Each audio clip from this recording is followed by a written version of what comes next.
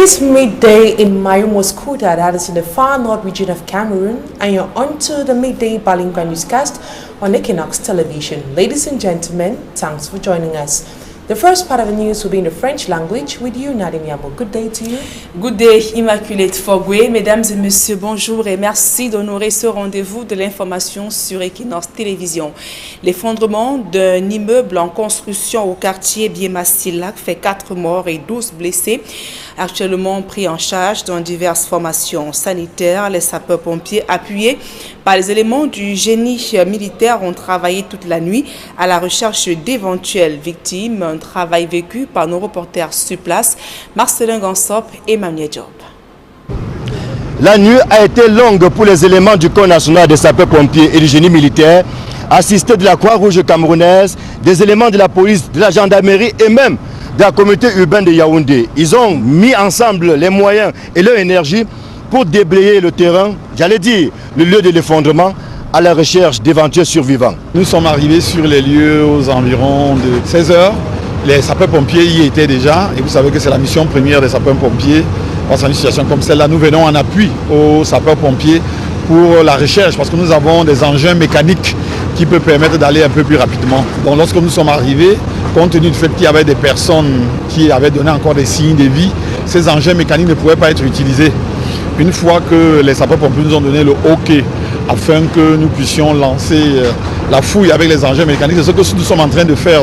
Il s'agit d'un effondrement d'environ 2-3 dalles en fait, qui se sont écrasées l'une contre l'autre. D'après les informations que nous avons, c'est qu'il y a un certain nombre de personnes qui étaient au rez-de-chaussée au moment de l'effondrement. Donc nous poursuivons les recherches avec l'appui du génie militaire. Et tel que le colonel Kamgen vous a dit tout à l'heure, c'est un travail méthodique et dont nous ne saurions vous donner un bilan définitif à cet instant. Un exercice à la fois délicat et méticuleux, mais qui vaut la peine. La fouille se fait de manière méthodique. Il est question pour nous d'aller d'abord vers les zones où nous croyons qu'il peut y avoir du personnel, parce que nous avons quand même pris quelques informations sur ceux qui étaient sur le chantier. Donc nous allons de proche en proche pour question d'abord de voir s'il y a des personnes qui sont survivantes. C'est pourquoi nous travaillons avec les sapeurs-pompiers de proche en proche pour nous rassurer qu'il n'y a personne qui soit laissé à l'intérieur des débris et que si jamais il y avait des personnes, que ces personnes soient sauvées ou alors qu'il y avait des corps, qu'on puisse les enlever de manière la plus digne possible. Ici Élisée Borba, Marcelin Gansop, Equinox Télévision.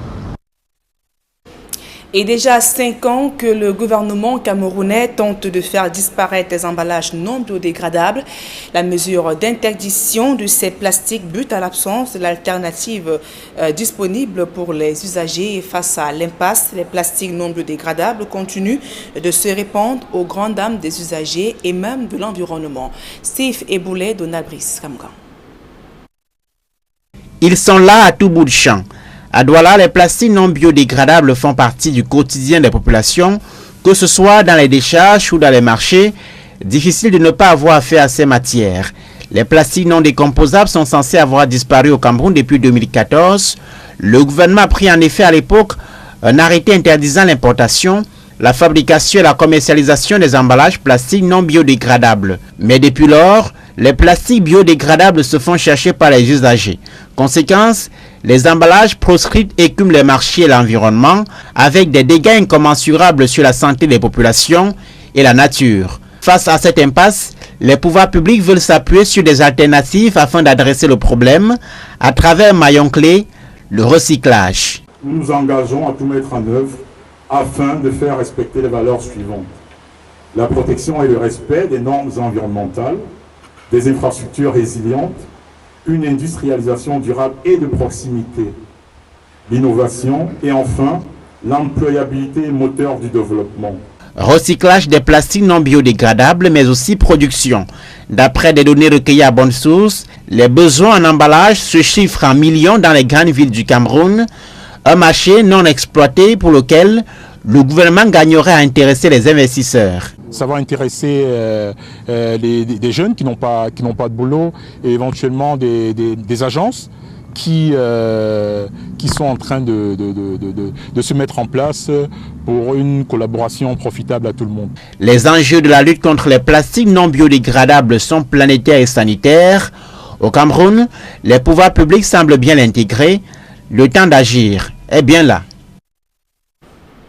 Évoquons à présent cette nouvelle greffe des malades d'hémodialyse à Yaoundé. Ils ont bloqué hier l'entrée de l'hôpital général de Yaoundé pour dénoncer une énième rupture des stocks de kits de dialyse. Le reportage de Joël Essengue à Cyril. Revoici les malades d'hémodialyse dans la rue à Yaoundé. Ils ont bloqué l'entrée de l'hôpital général pour exprimer leur ras-le-bol. Nous avons droit à 2 séances au lieu de 3 qui devraient être qu'un patient doit avoir par semaine. Et nous recourons à 2 dialyses déjà. C'est déjà un problème. Et maintenant, même ces 2 dialyses-là, on n'arrive pas à les faire. Et là, nous sommes dans une rupture totale. Il y a les patients qui ont dialysé la dernière fois samedi. Ça fait pratiquement 1 semaine. Donc vraiment, et ce n'est pas une fois. Nous en avons un peu marre. C'est le ras-le-bol qui amène les patients à ce niveau. Debout, accroupis ou même assis à même le sol pour certains, ce sont environ 200 patients qui dénoncent une énième rupture de stock de kits de dialyse à l'hôpital général de Yaoundé. Là, on nous a parlé d'une certaine quantité qui est là. Ben, moi, je suis allé voir, ce n'est que 16, ça ne fait même pas un tour de dialyse.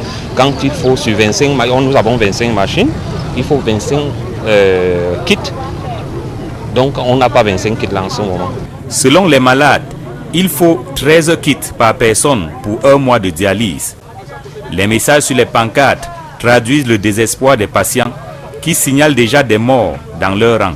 Comme je vous parle aujourd'hui, 2 étudiants de Ngwaikele, en 2e année, sont morts 25 ans. 2 élèves devant moi. Parce qu'on a dormi à l'hôpital, on attendait la dialyse, ils sont morts devant moi. Il n'y avait pas le matériel de dialyse. On paie 475 000 encore le mois, malgré la subvention. Chaque malade debout, c'est encore 475 000 le mois pour se soigner. Malgré la descente sur le terrain du sous-préfet de Yaoundé 5e, les malades d'hémodialyse de l'hôpital général de Yaoundé restent déterminés à poursuivre leur manifestation. Le docteur Brigitte Lekane-Voumou est de retour à l'esplanade du ministère de l'Enseignement supérieur. Cette enseignante recalée qui a voulu se donner la mort en début de semaine regrette l'acte qu'elle a posé, mais réitère sa ferme volonté à poursuivre le sit-in aux côtés de ses camarades jusqu'à leur recrutement acté selon la prescription du chef de l'État, Paul Biya. Réaction du docteur Brigitte Lekane au micro d'Equinox Télévision. Au moment où le Seigneur me permet de revenir à la vie et de rejoindre mes camarades, je voudrais en premier lieu dire ceci. Je ne souhaite à personne, je ne conseille à personne de faire ce qui a été fait. Et j'espère que tous ensemble, tous les maillots de la chaîne de la société vont prendre acte de cela et créer des conditions pour que de telles choses n'arrivent pas. Par la grâce de Dieu, j'ai pu revenir à la vie grâce à la prompte action de mes camarades qui ont permis à tout le staff du centre d'urgence de Yaoundé, le curé, de me prendre immédiatement en charge. Comme vous pouvez le constater, je sors à l'instant et j'ai tenu à rejoindre mes camarades. Je voudrais également rassurer son Excellence, Monsieur le Président de la République, tout ce que je voulais, ou alors tout ce que mes camarades veulent à travers ma modeste voix, c'est que vos instructions soient respectées.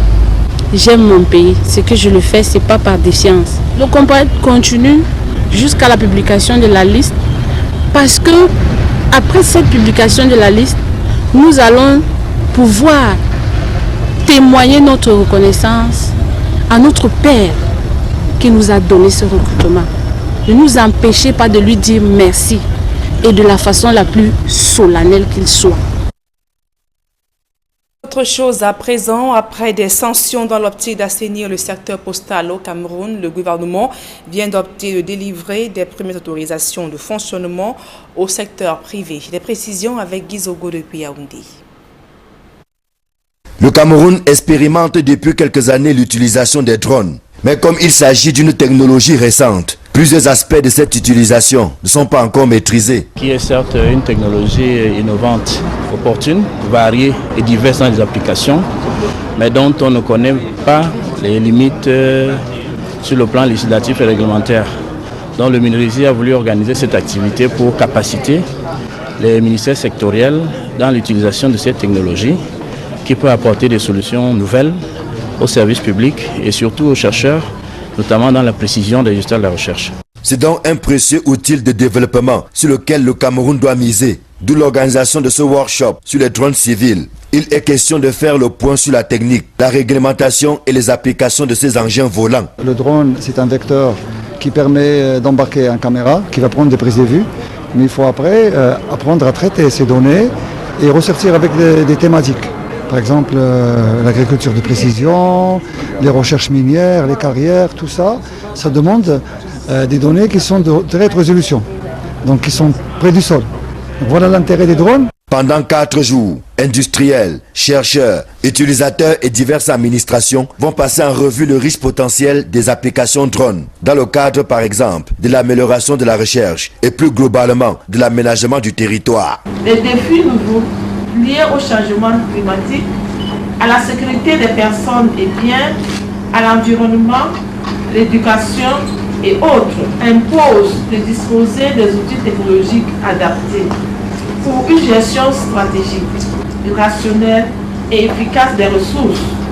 Dans cette optique, la technologie des drones peut s'avérer très efficace pour les décisions stratégiques.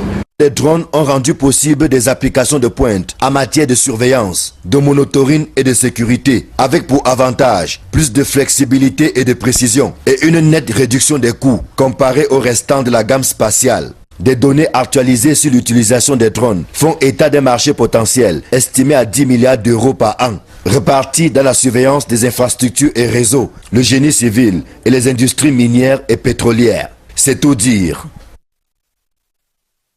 Marcelin Gansop, Élisée Borba qui revenait sur l'utilisation des drones civils passés au scanner à Yaoundé. Je le disais il y a un instant, après des sanctions dans l'optique d'assainir le secteur postal au Cameroun, le gouvernement vient d'opter de délivrer les premières autorisations de fonctionnement au secteur privé. Guizogo, reportage. Dans sa volonté de remettre de l'ordre dans l'univers de la messagerie postale au Cameroun, la ministre des Postes et Télécommunications avait brandi voici quelques mois l'argument des sanctions avec des perspectives de suspension d'activité. Après bien des remises en cause, c'est une sensibilisation des opérateurs postaux sur leurs obligations, puis une remise des premières autorisations qui viennent de marquer le retour à l'orthodoxie dans ces secteurs. Le constat qui a été fait, c'est que les opérateurs évoluaient dans la clandestinité jusque-là. Une campagne d'assainissement du secteur a été engagée. Et aujourd'hui, il s'est trouvé qu'il y a des opérateurs qui sont sortis du lot, qui ont régularisé leur situation. Et ce sont les premiers opérateurs qui, au Cameroun, vont exercer dans le secteur postal privé avec une autorisation. Pour les opérateurs postaux, c'est un soulagement pour leurs activités. C'est une très bonne chose. Et nous pensons que le secteur sera vraiment assaini et ça nous permettra de faire une saine concurrence parce que c'est n'importe quoi aujourd'hui sur le terrain. C'est un énorme plaisir pour nous d'être arrivés à cette fin. Et nous avons beaucoup de joie. Jusqu'ici, seule l'entreprise parapublique Campost menait ses activités en toute régularité malgré la présence de nombreux autres opérateurs postaux qui évoluaient donc en marge de la loi. Les éléments clés. Et pour sortir de cette première partie de ce journal, c'est reparti pour l'édition Noël en cœur 2019. Le Père Noël, venu tout droit d'Equinox Radio et Télévision, sillonne depuis ce matin quelques orphelinats et centres d'accueil remplis de cadeaux ainsi que jouets et autres denrées alimentaires pour les orphelins et enfants démunis. Il est question de permettre à ces enfants de passer d'agréables fêtes de fin d'année et précisant que l'opération Noël en cœur 2019 est parrainée par le journaliste Alain Foucault. À présent, la deuxième partie de ce journal avec vous, Immaculate Fogui. Once more, good afternoon to you, Nadine Yambo, and to you, ladies and gentlemen. Thanks for taking the rendezvous with us for this edition of the Midday Bilingual Newscast on Equinox Television. We begin with this human interest story, which is a story building under construction at the Shell Simayong neighborhood in Yaoundé collapsed yesterday, leaving 4 persons dead and 12 others severely injured.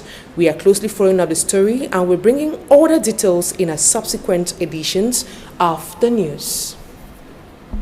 And we talk something else. The 2020 budget of the Southwest region of Cameroon has been reviewed by the board chair of the Southwest Development Authorities, SOWEDA, with it standing at 1,400,000 CFA francs.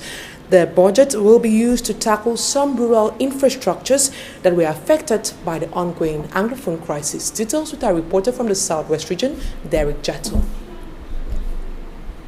The second ordinary session of the Southwest Development Authority SOWEDA Board of Directors for the 2019 financial year has revealed the 2020 budget. The budget for this year, like I told you, is 1,400,000,000.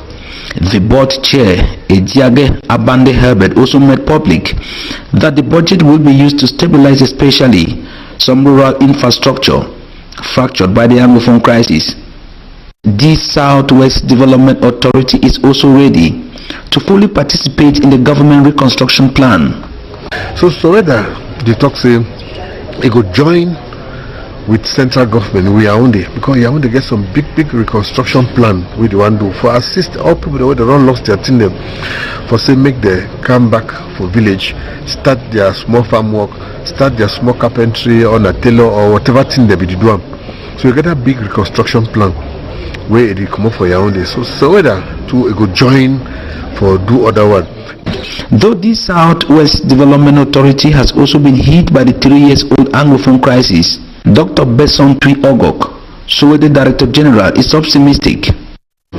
We see light at the end of the tunnel. We see hope because we are seeing that things are gradually being normalized, especially with the holding of the Grand National Dialogue and the recommendations that came out of that dialogue. So SOWEDA as an establishment, we are positioning ourselves already to be involved actively in the recovery and reconstruction of our region. And also what SOWEDA is striving for is for the betterment of the Southwest region, especially its rural population. The team is set for action, this board of directors noted, but pray that the coming of this dry season for road construction for instance, should also be accompanied by some security stability for projects in that direction to effectively commence. We stay in the Southwest region of Cameroon, where denizens of Moyoka subdivision are still in shock after the killing of 3 women in a crossfire between the military and separatist fighters.